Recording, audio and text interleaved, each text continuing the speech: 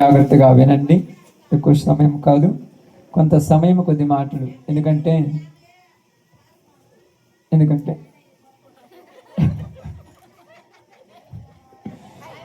ఈ యొక్క అది కదా, ఓకే, గుర్తుంది కానీ మళ్ళా బాగుండదని. ఈ యొక్క సమయంలో ప్రసాదన్న తన యొక్క సతీమణి వారిరువురు ప్రేమించి ఇచ్చినటువంటి కుమార్తె కరుణ విషయంలో మేము ఇంతకు ముందుగా అమ్మాయి ఎంగేజ్మెంట్ విషయంలో ఇక్కడే ప్రార్థన చేయటం జరిగి ఉన్నది. మీరేనండి, వాళ్ళతో పని కాదు, మీరేనాలి, వాళ్ళతో పని కాదు, మీరేనండి. వినిన తర్వాత ఇది ఎవరికి మేలు అవుద్దో వాళ్ళు తీసుకుంటారు. దేవుని మాటలు ఎలా ఉంటాయో అది మీరు అర్థం చేసుకోండి. అక్కడ మనం ఆ దినమున ప్రార్థన చేయటం జరిగింది. తర్వాత వివాహం జరగటం జరిగింది. వివాహమైన తర్వాత మరలా ఈ దినమున వాళ్ళకు దేవుడు గొప్ప కార్యం చేశాడు. అది ఒక సంతోషకరమైన విషయము. దయచేసి అభి అనగదమ్మా, అభి తన యొక్క సతీమణి కరుణ వారిరువురిని ప్రేమించి దేవుడు వంశీ కదా, అవునదే, నేను అదే చెప్తే మీరు బయలుదేరారు కదా. వంశీ, నేను చెప్పేది అదే కదా, మీరు అందుకే కదా. వంశీ తన యొక్క సతీమణి కరుణను ప్రేమించి ఇచ్చినటువంటి ప్రథమ సంతాన కుమారుడు. ఇది నిజముగా చాలా మంది చాలా ఆలోచనలు ఆలోచిస్తారు. ఎంతవరకు అంటే, బాగా వినండి అమ్మ, కొద్ది నిమిషాలు. ఒక పిల్లలు పెరిగిన తర్వాత, పెద్దోళ్ళు అయిన తర్వాత, పురుషుడు తనకు నచ్చినటువంటి స్త్రీని చేసుకోవాలని ఇష్టపడటానికి వెళ్ళినప్పుడు అబ్బాయికి అమ్మాయి నచ్చాలి, అమ్మాయికి అబ్బాయి నచ్చాలి. నచ్చకపోతే అది కుదరదు. వాళ్ళు కొద్దిగా ఇంట్రెస్ట్ చూపించకుండా నాకు అమ్మాయి నచ్చలేదని కొద్దిగా ఉంటారు. కానీ అబ్బాయికి అమ్మాయి నచ్చి, అమ్మాయికి అబ్బాయి నచ్చి ఇద్దరు వివాహం చేసుకున్న తర్వాత ఇచ్చేటువంటి పిల్లల విషయంలో మాత్రం వాళ్ళ ప్రయాసం ఉండదు, వాళ్ళ ప్రయత్నం ఉండదు. వాళ్ళకి అసలు ఇష్టం ఉండదు. ఏమనుకుంటారు తెలుసా? నాకు ఇలా కావాలి, నాకు ఇలాంటి బిడ్డ కావాలి, నాకు అబ్బాయి కావాలి, నాకు అమ్మాయి కావాలి. ఎక్కువ మంది ఏం కోరుకుంటారంటే అబ్బాయి కావాలనుకుంటారు. అంతే కదక్క, నిజమా కాదా? ప్రతి ఒక్కళ్ళు అబ్బాయి కావాలనుకుంటారు. కొంతమంది ఏమనుకుంటారంటే దేవుడు ఊరిచ్చినా పర్వాలేదు అనుకుంటారు. కానీ ప్రథమ ఫలముగా వీరిరువురికి దేవుడు ఏమిచ్చాడు? అబ్బాయిని ఇచ్చాడు. ఇచ్చినటువంటి అబ్బాయి విషయంలో దేవునికి కృతజ్ఞత కలిగి జీవించడం అనేది గొప్ప విషయం. కాబట్టి ఇక్కడ మనకు ఒక విషయాన్ని చదివించి నేను ప్రార్థన చేస్తాను. సమూయేలు మొదటి గ్రంథము 2వ అధ్యాయం అనుకుంటాను, 26వ వచనం. అమ్మ జాగ్రత్త చదవండి, కొద్ది మాటలు విందాం. బ్రదరు కొంచెం సహకరించాలి, ఏమనుకోవద్దు. దేవుని చిత్తం ఇది. దేవుని సన్నిధిని నిర్లక్ష్యం చేయకూడదు. అది మరి కొద్దిగా గుర్తు పెట్టుకోవాలి. దేవుని ఎరిగిన వారు కాబట్టి చెప్తున్నాను, ఎరగని వాళ్ళకైతే చెప్పం. జాగ్రత్తగానండి. 2వ అధ్యాయం 26వ వచనం. బాలుడగు సమూయేలు ఇంకను ఎదుగుచు యెహోవా దయ్యందును మనుషుల దయ్యందును వర్ధిల్లుచు ఉండెను. దేవుడి వాక్య భాగం మన మధ్యలో ఆశీర్వదించును గాక. ఆమేన్. మంచిది. ప్రియ సహోదరి సహోదరులారా, దేవుని యొక్క చిత్తమును బట్టి, ఆయన యొక్క ఉద్దేశమును బట్టి, ఆయన చిత్తానుసారముగా ప్రతి మనిషి జీవితంలో దేవుడు అనేకమైన గొప్ప కార్యములు చేస్తూ ఉంటాడు. ఎన్ని గొప్ప కార్యములు చేసినా, ఎన్ని మేలులు చేసినా, గర్భఫలము అనేది దేవుని దయ వలన మాత్రమే వస్తుంది. కానీ ఎన్ని డబ్బులు ఇచ్చినా, ఎంత బంగారం ఇచ్చినా, ఎంత వజ్ర వైడూర్యాలు ఇచ్చినా అది మనము కొనుక్కుండేదేమీ కాదు. కానీ దేవుని దయ వలన దేవుడు ఇచ్చినటువంటి పిల్లలను ఎవరు కొడక వారికి నచ్చినట్టుగా వారి ఇష్టానుసారముగా పెంచటము కాకుండా, దేవుడు మాకు ఇచ్చినటువంటి ఈ సంతానమును మేము దేవునికి నచ్చినట్టుగా, దేవుని ఇష్టానుసారముగా పెంచాలని ఆలోచిస్తారు. ఎందుకు అలా ఆలోచిస్తారంటే, ఇక్కడ బైబిల్ గ్రంథంలో హన్నా అనేటువంటి ఒక ఆమె ఆమె ప్రార్థన చేసినప్పుడు దేవుడు ఆమె ప్రార్థన ఆలకించి దేవుడు ఆమెకు ఒక కుమారుణ్ణి దయచేశాడు. హన్నా అని ఒక ఆమె దేవుణ్ణి ప్రార్థన చేయటం వల్ల దేవుడు ఆమె ప్రార్థన ఆలకించి ఆమెకు ఒక కుమారుణ్ణి దయచేశాడు. కుమారుణ్ణి దయచేసిన తర్వాత లోకంలో ఉన్నటువంటి పరిస్థితులను బట్టి చాలా మంది వచ్చి ఆనందంగా ఉంటారు, సంతోషపడుతుంటారు. కంగ్రాచులేషన్స్ అని ఏయో పొగుడుకుంటుంటారు. కానీ మనుషులు గుర్తించలేనిది ఏంటంటే గర్భంలో ఉన్నటువంటి ఆ బిడ్డ 9 నెలలు సక్రమముగా పెరిగిందంటే అది దేవుని దయ. లోపల ఉన్నటువంటి ఆ బిడ్డ ఏ వంక లేకుండా, ఏ లోటు లేకుండా, ఏ ఇబ్బంది లేకుండా బయటికి వచ్చిందంటే అది దేవుని దయ. ఎందుకంటే ఎంతో మందిమి ఎన్నో ఆలోచిస్తుంటాము, ఎన్నెన్నో అనుకుంటూ ఉంటాము. కానీ దేవుని దయ లేకపోతే మనం ఊహించింది ఏది కూడా జరగవు. మనం చాలా అనుకోవచ్చు, ఏదేదో మేము డబ్బు ఉన్నది, మేము ఎలా పెట్టాము, మేము అది చేసాము, మేము పెద్ద పెద్ద హాస్పిటల్కి వెళ్ళాము, మేము అక్కడికి వెళ్ళాము, ఇక్కడికి వెళ్ళామంటే ఇవన్నీ వేరు. దేవుని దయ వలన మాత్రమే పొందుకునేది వేరు. కాబట్టి ఇక్కడ సమూయేలు అనేటువంటి ఒక వ్యక్తిని ఇక్కడ హన్నాకు ఇచ్చిన తర్వాత హన్నా ఏం చేసిందంటే, ప్రియ సహోదరి సహోదరులారా, ఆ బిడ్డను చిన్న వయసు నుంచే చాలా చక్కగా పెంచుతున్నది. ఎప్పటి నుంచి? చిన్న వయసు నుంచే. ఎలా పెరుగుతుందంటే, నీవు ఎక్కడికి వెళ్ళినా, ఏ ప్రదేశానికి వెళ్ళినా, ఏ ప్రాంతానికి వెళ్ళినా కూడా మనుషులను సంతోషపెట్టే విధముగాను, దేవునిని సంతోషపెట్టే విధంగాను పెరగాలి. ఎందుకంటే ప్రియ సహోదరి సహోదరులారా, పిల్లలను దేవుడు మనకిచ్చిన తర్వాత పిల్లలను మనకు నచ్చినట్టు పెంచుకోవటం వల్ల ఒక వయసు వరకు బాగానే ఉంటుంది. ఒక వయసు, అది 5 సంవత్సరాలు కానీ, 10 సంవత్సరాలు కానీ, 15 సంవత్సరాలు కానీ, ఆ తర్వాత మనము ఒక ఎంటర్టైన్మెంట్ అని, ఒక రకమైనటువంటి విలాసాలని, ఒక రకమైనటువంటి హై లెవెల్లో పెంచిన తర్వాత తలకాయ నొప్పులు ఎవరికైనా తప్పవు. అప్పుడు ఏడవటం కంటే ఇప్పుడే దేవుని దయ వల్ల మంచిగా ముందుకు నడిపించుకొని పోవటము, ఇప్పుడే దేవుని దయ వల్ల ముందుకు జరిగించుకొని పోవటం అనేది ఒక గొప్ప విషయం. ఎందుకంటే ప్రియ సహోదరి సహోదరులను జాగ్రత్తగా గమనించి ఆలోచించండి. బాలుడగు సమూయేలు చిన్న వయసు నుంచే దేవుని దయ్యందును మనుషుల దయ్యందును వర్ధిల్లుచున్నాడు. ఎందుకు దేవుని దయలో మనుషుల దయలో వర్ధిల్లాలంటే, మనం ఎంత చేసినా, ఏమి చేసినా, ఎంత ఇచ్చినా ఆరోగ్యములు సక్రమముగా ఉండాలంటే ఎవరి కృప కావాలమ్మా? దేవుని దయ. ఎందుకంటే ఈ మధ్యకాలంలో ఒక అమ్మాయి ప్రెగ్నెన్సీ అయిన తర్వాత అమ్మాయి డెలివరీ అయిన తర్వాత అమ్మాయికి బాబు పుట్టాడు. పుట్టిన వెంటనే అమ్మాయికి బ్లీడింగ్ ఆగట్లా. అది హాస్పిటల్ పోయారు, ఒంగోలు సంఘమిత్ర హాస్పిటల్కి తీసుకెళ్తే అక్కడికి వెళ్ళిన తర్వాత వాళ్ళు ఏం చెప్పారంటే, అయ్యా ఇక్కడ ఏం జరుగుతుందో మాకైతే తెలియదు, ఇది మా వాళ్ళకి కాదని అక్కడ నుంచి గుంటూరుకు పంపించారు. గుంటూరుకు పంపించిన తర్వాత గుంటూరులో అక్కడ జరుగుతున్నటువంటి సిచ్యువేషన్ బట్టి గవర్నమెంట్ హాస్పిటల్ పోయిన తర్వాత బ్లడ్ ఎక్కిస్తున్నారు, కానీ బ్లడ్ అయితే నిలబడట్లేదంట, బ్లీడింగ్ పోతూనే ఉందంట. ఆ టైంలో నైట్ 2 గంటలప్పుడు సమయంలో ఫోన్ చేసి ప్రార్థన చేసుకొని చెప్తుంది, అన్నా డాక్టర్ల వల్ల అయినను, నా భర్త వల్ల అయినను, నా వల్ల అయినను, మా అమ్మ నాన్నల వల్ల అయినను, మా అన్నదమ్ముల వల్ల అయినను, మా బంధువుల వల్ల అయినను, మాకున్న డబ్బు వల్ల అయినను, మాకున్న ఆస్తి ఐశ్వర్యం వల్ల అయినను ఇది జరగదని నాకు అర్థమైపోయింది. కేవలం ఈ సమయంలో నన్ను బ్రతికించేది దేవుడే. వాళ్ళు రెడ్డి గారు, వాళ్ళకు ఉన్నటువంటి ఆస్తి చూస్తే కోట్లలో ఉండొచ్చు నాకు తెలిసి. ఇది దేవుని దయ వల్ల మాత్రమే నేను బ్రతుకుతాను. డాక్టర్లు అందరూ కూడా చెప్పేశారంట, ఆస్తులు వదిలేయమని చెప్పారంట. బిడ్డకేమో తీసుకెళ్ళేసి చందమామ హాస్పిటల్ పెట్టారు. ఇప్పుడు 10 పడుతున్నారు. వాళ్ళకైతే దేవుడు అంటే నమ్మకం లేదు. ఆ అమ్మాయి మాత్రమే దేవుని నమ్ముకుంది. చిన్నప్పుడు మా దగ్గర ప్రార్థనకు వస్తూ మా దగ్గరికి ఉంటూ ఇప్పుడు ఆ ప్రాంతంలోనికి ఇచ్చిన కూడా అక్కడి నుంచి ఫోన్ చేసి ప్రార్థన చేసుకుంటుంది, అన్న ప్రార్థన చేయమని. నైట్ 2 గంటల దగ్గర ప్రార్థన చేసి అంబులెన్స్లో అందరు బంధువులు చుట్టూన్నారు, చుట్టుపక్కల తనకు సంబంధించిన వాళ్ళు ఉన్నారు. ఎంతమంది ఉన్నా కూడా ఒకటే గ్రహించింది, మనుషులు ఏమీ చేయలేరు.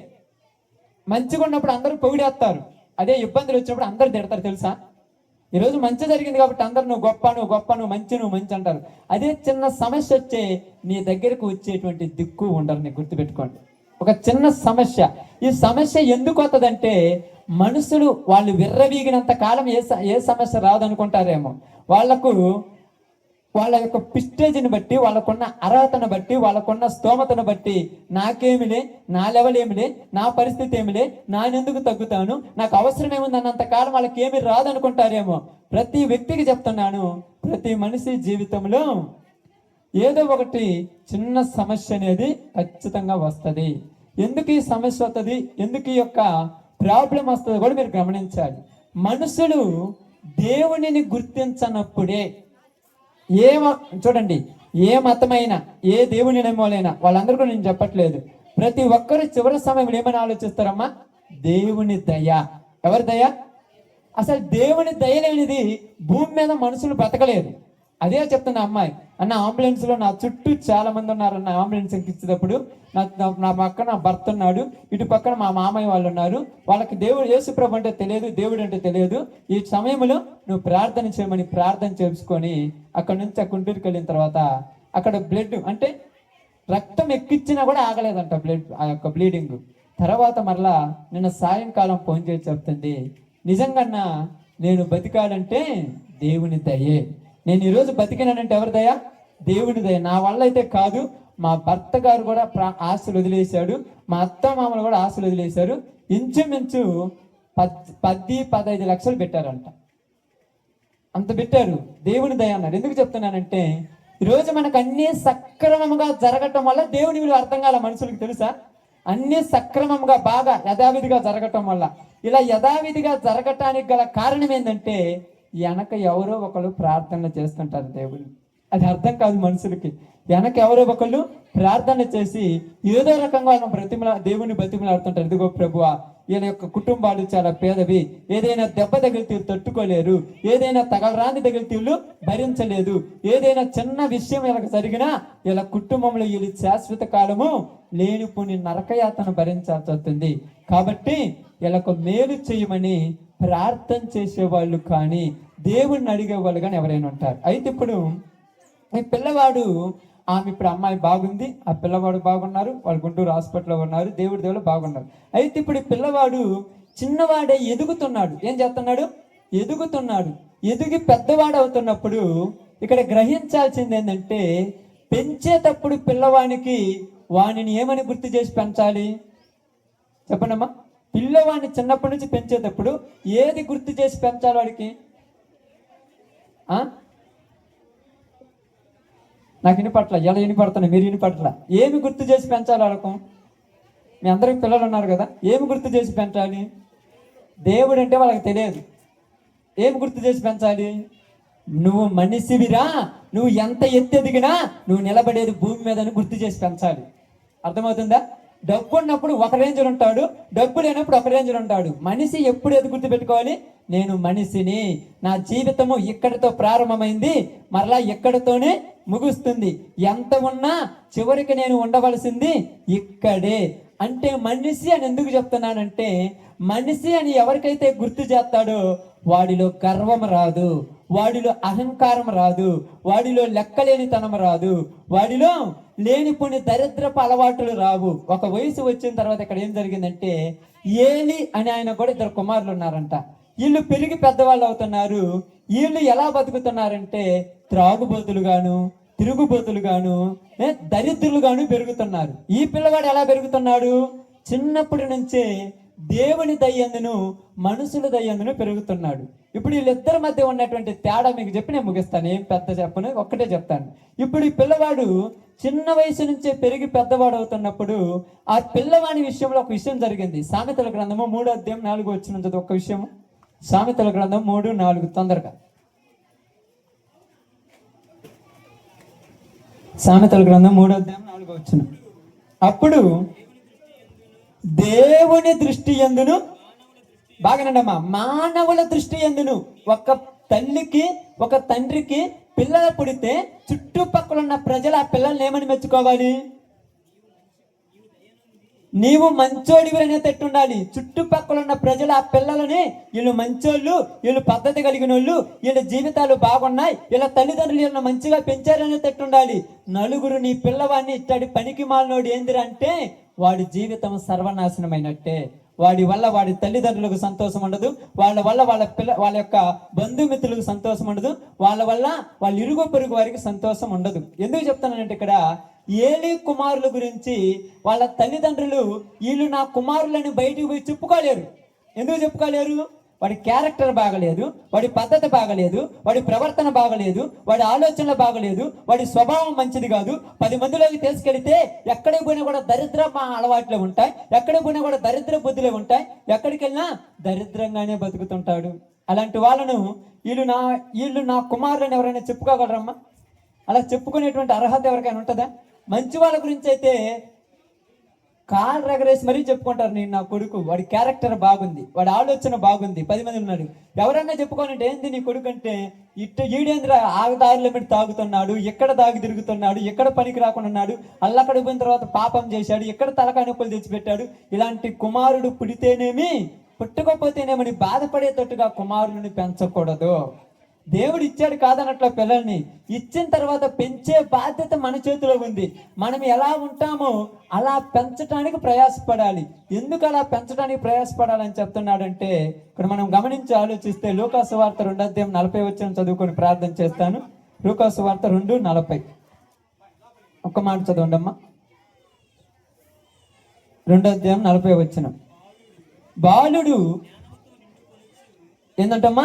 జ్ఞానముతో నిండుకొనుచు ఎదిగి బలము పొందుచుండెను. బాలుడు ఏమి నిండుకోవాలంట? జ్ఞానము. జ్ఞానం అంటే ఏం చెప్పండి అమ్మా.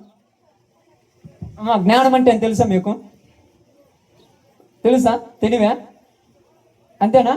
జ్ఞానం అంటే ఎవరి దగ్గర ఎలా మాట్లాడాలో తెలియాలి. ఈరోజు చాలా మంది పిల్లలు ఉంటారు, పెద్దోళ్ళు రాగానే వాళ్ళు పెద్ద పట్టించుకోరు, లెక్క లేకుండా వెళ్ళిపోతుంటారు. ఎందుకంటే ఈడేదో ఒక ఉద్యోగం చేస్తున్నా ఒక లేవలు, ఆ ఉద్యోగం ఎన్ని రోజులు ఉంటుంది?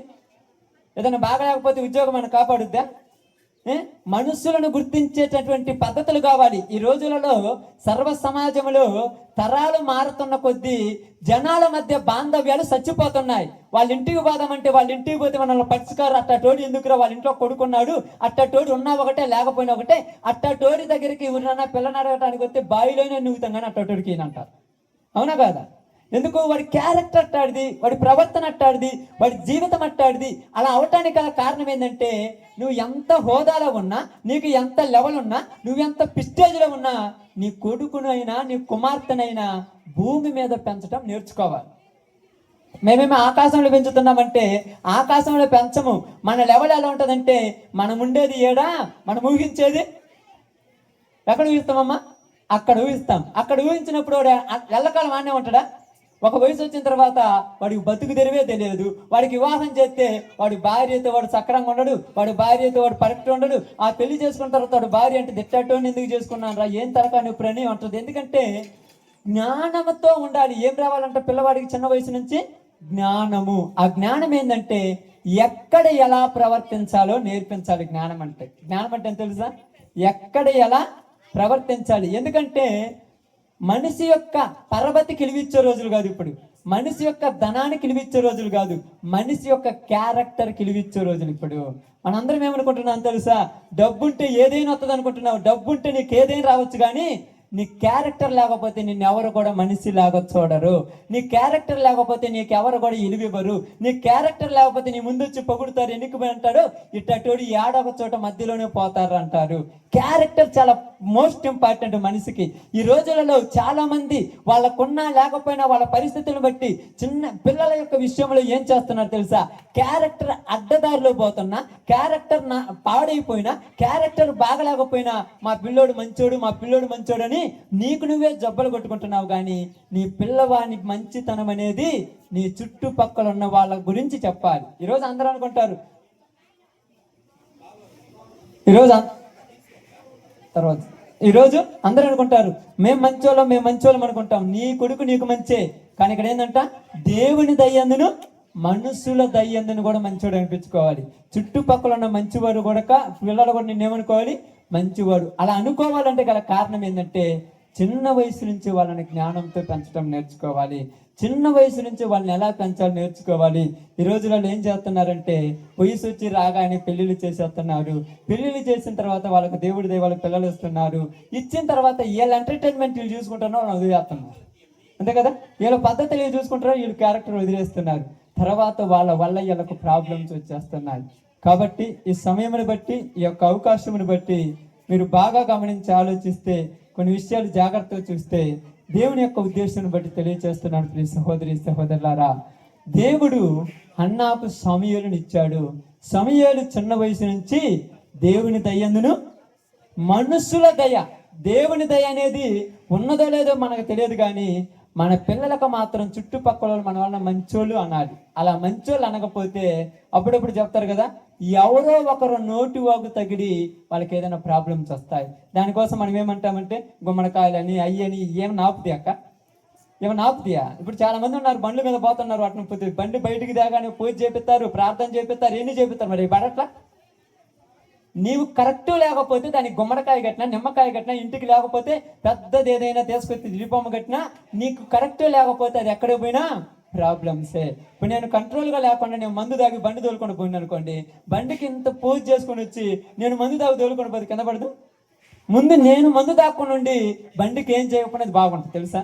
ముందు నాలో, అందుకని ఇప్పుడు ఏం చెప్తున్నారు తెలుసా, మనుషుల జీవితాలు బాగుండాలి. వీటి వల్ల కాదు మనకు రావాల్సింది. చాలా మంది ఇప్పుడు అన్ని ఆచారాలు పద్ధతులు చేయటం వల్ల ఏం కాదు, మనుషుల జీవితాలు, మనుషుల క్యారెక్టర్ బాగుంటే వాడు ఎక్కడే పోయినా వాడికి ఏముండదంట, విలువ.